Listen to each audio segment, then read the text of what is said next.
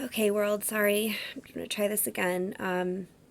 Secondly, I don't know how much time I'm going to have on this, but I'm doing this again. I think it needs to be addressed. I'm talking about mental illness awareness, bipolar depression, and head injuries, specifically pertaining to behavior in the world and trigger factors of our actions. So I just wanted to let people know that, first of all, my name is Genevieve Natasha Wright. That is my D Girl Diamond name for my artistry with my music, which has kept me a great deal of positivity and alive in my life. I always talk about Eminem because his music, to me, is the only thing that I can possibly relate to. A lot of people talk about his new CD and say it's not good enough or stop talking about the things that you've been through, but I don't make his kind of money and I don't have his kind of platinum status. But I can tell you that it's real and it's not easy to get over.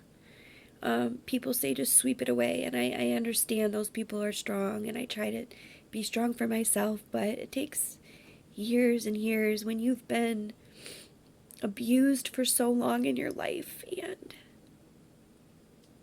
alone. And people don't realize being alone and being lonely are two different things, or two different feelings. You can come home to somebody and argue with them till you're blue in the face and feel alone, but to come home to nobody at all is a worse cry for help. My daughter's waking up, but she is the joy of my life. Oh, I couldn't ask for anything better.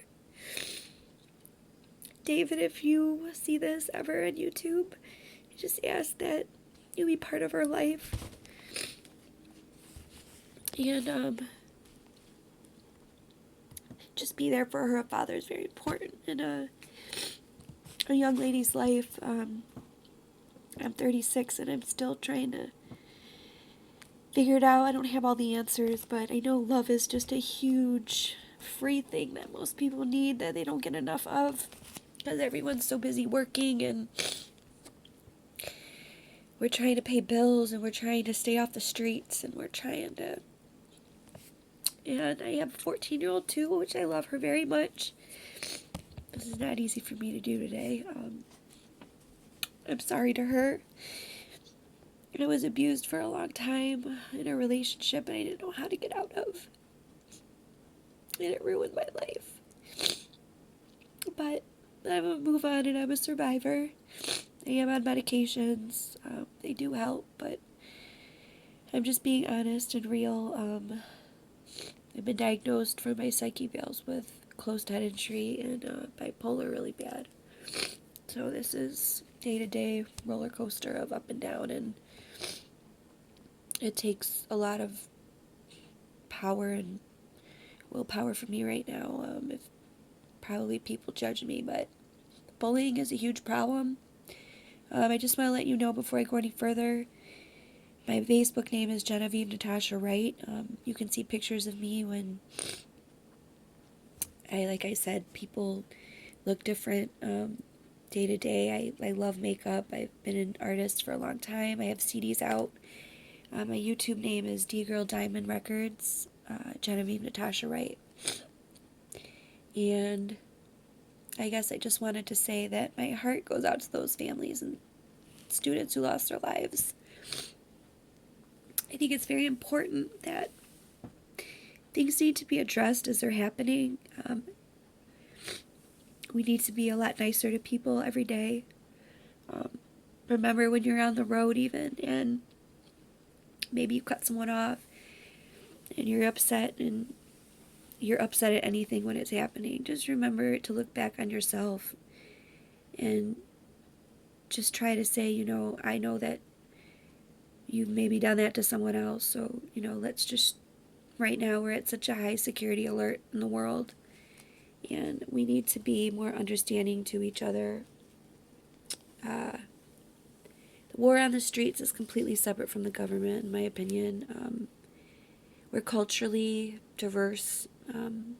We've began to be a very big nation of many cultures and many beautiful eras of those cultures, but very misunderstood because we focus not on the beauty of the culture, but the opinions and the culture clash of religion, and I don't agree with that. Um, I pray for the Muslims. I'm very vocal about Muslims. I have a lot in our community that I speak about every day because, they have such a stereotype. And I'm sorry, but there's good and bad in everything.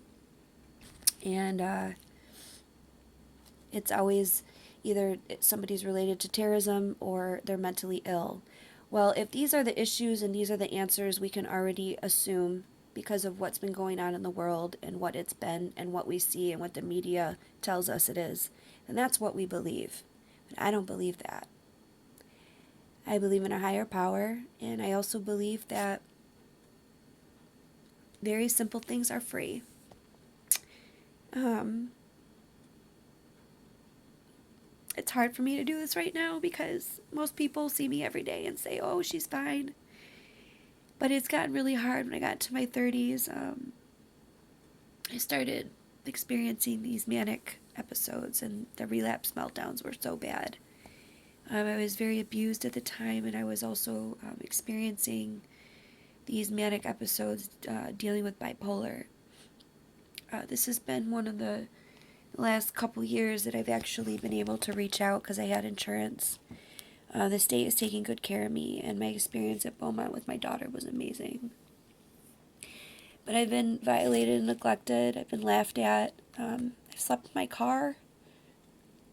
I moved around a lot because I just wanted a safe zone. I wanted just to be around somebody that cared, and, maybe I just needed a hug. Simple. But I can honestly tell you, as somebody that is being diagnosed with things and have many papers and things of just being surrounded by this illness for so long, that it doesn't mean you hurt people. It doesn't mean that you're a suicidal person. It doesn't mean that you're going to commit any crimes or, no, that is all portrayed by the media. And, sorry, this is so real. This is kind of disgusting. But this is the truth. And I just wanted to say that you can look more of my political stuff up on my YouTube. I'm at home all the time.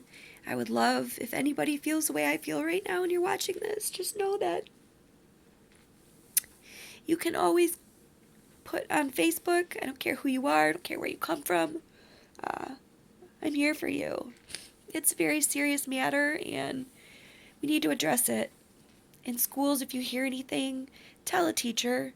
Teachers, if you hear anything, don't ever think that you can just assume that, it's very serious. Like I said, I don't have very much respect for authorities, our higher authorities. I could tell you a story that would blow your mind, but in the end, I'm a trooper and I'm a fighter. We have a lot going on right now, and you know what? If you don't stand up for what you believe in, then you fall for anything else, and I'm not going to be that woman. I'm strong, and I'm trying to deal, and I deal with things every day like everyone else, but I can honestly say that my music, after I put this on YouTube, my second video, I'm going to get on there. Music is the only thing in my heart that keeps me positive. I'm going to be singing some Beyonce and some Alicia Keys, so that's how I survive on a positive note. I don't think your financial security should be an issue. If you're a mom and you're a parent and you don't make a lot of money and maybe your child is in a different state or just lives far from you, don't let someone tell you that you're not good enough because you don't have the money that it takes to travel or to be there. It's not easy for people to live. And I'm just saying, if, you see someone out on the street or you're crying, maybe they just want you to say hello, even if you can't help that person. Just to acknowledge them. It doesn't take a hard time to just stop what you're doing if you're driving. So many YouTube videos show people in distress and people just don't care. I don't think a man that's having a seizure on a sidewalk is going to be of any harm, but he can be of harm to himself if he's not helped, and that's out of his control. I'm 36. I would love to do politics because we need more people to not back down and to tell it like it is. That's why I do have a problem with authority. I went to school to be a law enforcement officer, and I live in Sterling Heights, and I've been very discouraged by our mayor, Mr. Mike Taylor. I looked at all your campaigns. I went tutorial for every single city council member, and I voted for the first time in my life this year. And I think you are heartless, inconsiderate, and honestly, you shouldn't even have that job being as paid as you are to neglect the underlying situations that are on that post for Sterling Heights political page. Most of them are negative. I also feel you're very biased to me and violated my rights. You're a racist person. I don't care if you sit here and say it's slander. It's not slander. And I have proof that you could have taken my comments off of there, but the fact that I have a newborn child and there is a black mold issue that the health department, the city, and the association does not want to address, and we have to get a lawyer involved, a $300 air quality test you're turning into a lawsuit. And it will be at a ton of. My next move is to go to the news, and I'm going to put names on there because nobody's doing anything. My daughter has been to the pediatrician since she's been born. She's been sneezing, coughing, and they're monitoring her, and the social workers know everything about what's going on as well. So I may jump around a little bit, but that's okay. I need to get this out. And other people that haven't had the time, or I've been calling health departments and nobody wants to deal with anything, and we're getting sick here. I don't want to end up with cancer or anything worse, or my child. And for no one not to do anything, that just shows how messed up our Sterling Heights city. We used to be the safest, highest paid city, and now we're so corrupt with crime. Nobody even cares, and it's a shame. And Mr. Mike Taylor, you said in your campaign you would address situations at hand, and you did nothing. You took my comments off of your political webpage. And you also took the Martin Luther King Jr. quotes off of the webpage as well, which I think is very racist, and that's why I say that word, because he was an African American. He was a historical politician that stood for something, and it was also his birthday. Not only are we celebrating his birthday at that time, but we now have Black History Month. And I believe that that was very unnecessary for you to take 3 of my quotes off that I put on the political website, because they were positive, reinforced quotes for a negative problem going on. And the fact that you had unnecessarily taken those off with my comments, I feel is very, very biased. And I do feel violated because of that. I feel very, very violated. And we need to speak up. I'm a woman. I am just as worthy as a man and just as worthy as anyone else in this world, and we all matter. And the fact of the matter is that nobody wants to address these things. Henry Ford, I got news for you. My arm is numb. The pit bull that bit me has never been addressed, even through the health department. And it took me almost till my, 6-month of pregnancy to get a tetanus shot. I have no feeling in my 3 fingers, and at the very bit site, it did puncture the bone. My hands are numb. Now I have to go see a specialist. So thank you for kicking me out of your hospital and treating me like a criminal. That will also be addressed. Beaumont, thank you for treating me like a patient and not a statistic, and diagnosing me with an underlying problem because of tests and people that were listening and understanding, not somebody that just was opinionated and had a plaque on his wall, and that doesn't mean anything to me. But because I ethically wanted to address something in a situation, I think it makes a lot of sense that a woman can go to jail for not immunizing her child, but yet I go to a hospital for a dog bite with a dog who had no prior shots, and they did nothing about it, and I couldn't get a shot for the prophylaxis. I'm not perfect with the words, but that should have been administered. And now my arm, I have major issues with. So I'm just letting you know that I think it's just very selfish, and people need to know when you're diagnosed in a hospital that doesn't know what they're doing. I didn't have a back strain. I had a dog bite, and this is the first time I've been vocal on the media about this. So that will also be addressed in the news when I go. Other than that, I just want to say we need to focus on being aware of people, the things they say, the way they're reacting, It could be a problem at home. It could be a problem in the making. But if we're not addressing these problems and we're not communicating with our children, we are being abused and there is something going on and we need to take action. These are serious matters. How many more gun shootings do we need in schools? How many more police officers need to lose their lives because they have people that are struggling? Not struggling because of just money, but struggling because of mental health issues. I mean, how many people need more to die? How many more people need to die